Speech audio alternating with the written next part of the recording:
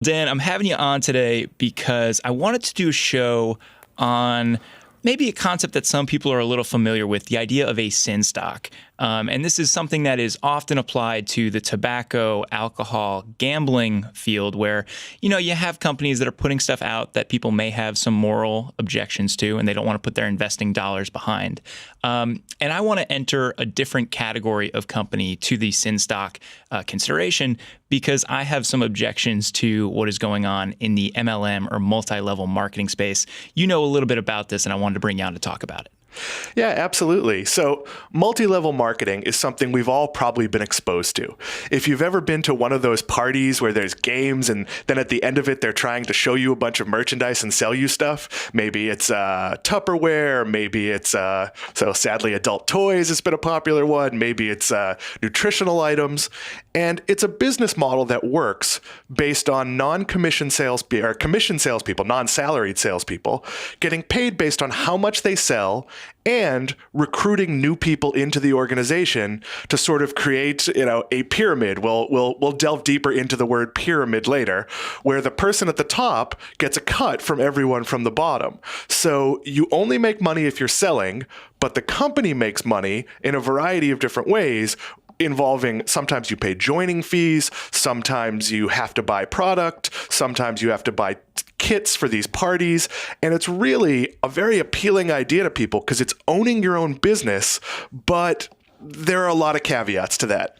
Yeah, and importantly, you can also make money once you have people underneath you, aka downlines, who are buying product to sell to the general public, theoretically.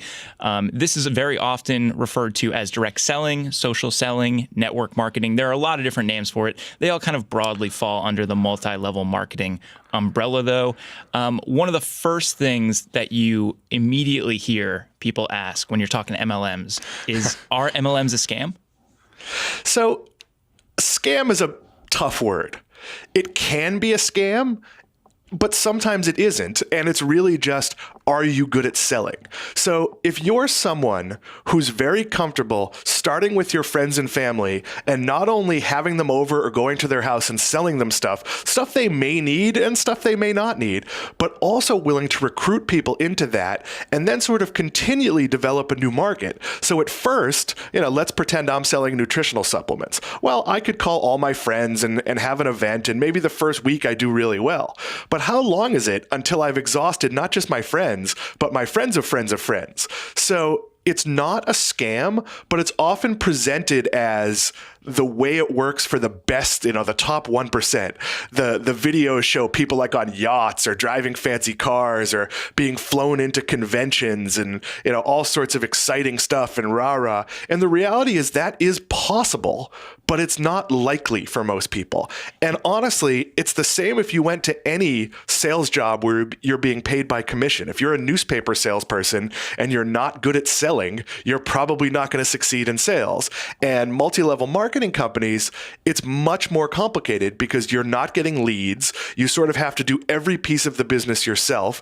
And in many cases, you have to explain a product that isn't necessarily something people want, even if it is something that would be useful to them. And there are some telltale signs of MLMs that are more in the scam category. I think ultimately you want to look at the stuff that you're selling and its utility. There are some MLMs where you're truly selling a good product. It's something that is useful. It's something that people want. It's in the kitchenware space. Tupperware is a great example of that, where people legitimately want this. There are some other ones where you're kind of in the supplement game, you're in nutritional stuff, and there are some dubious claims about what the product is capable of doing. I think that's a red flag. Absolutely. You want to sell things that people would have bought otherwise, or that would replace other expenses for them, not things that you have to put a hard sell on. The other major red flag is, do you have to fill your garage with a lot of inventory? If you constantly have to buy merchandise to maintain your discount or meet a status, that's not a great sign. You want to be in a situation where if this is something for you, where you have to order a minimal amount of product or test kits or samples, where you can show it to people and then take take orders. That puts the risk back on the company, as opposed to if you have to buy a whole bunch of stuff that's not returnable, all of a sudden, what does the company care if you sell it or not? You've already bought a bunch of stuff, and you might continue to buy it just to meet your status level and sort of stay where you are. So you really want to monitor how much money you have to put out in order to go into this type of business. Right, because the common criticism of MLMs is that many of them operate seemingly like a closed system, which is an economic term. It basically explains how the people that are the end customers of a product are within an organization. They are not the general population. So rather than products funneling from the company to the distributors out to John Q. Public, they wind up going from the company to the distributors and then sitting there. And so if the bulk of the sales are happening because of that, and the company doesn't really seem to care where the product goes once it goes to the distributor, another red flag. Right. The biggest goal of the company should be growing its audience with the public, not growing its distributor base to continue selling to distributors. That you can't make money if this doesn't go beyond your immediate circle. And one of the things you want to think about is the public aware of this product? Has there been some advertising or some marketing?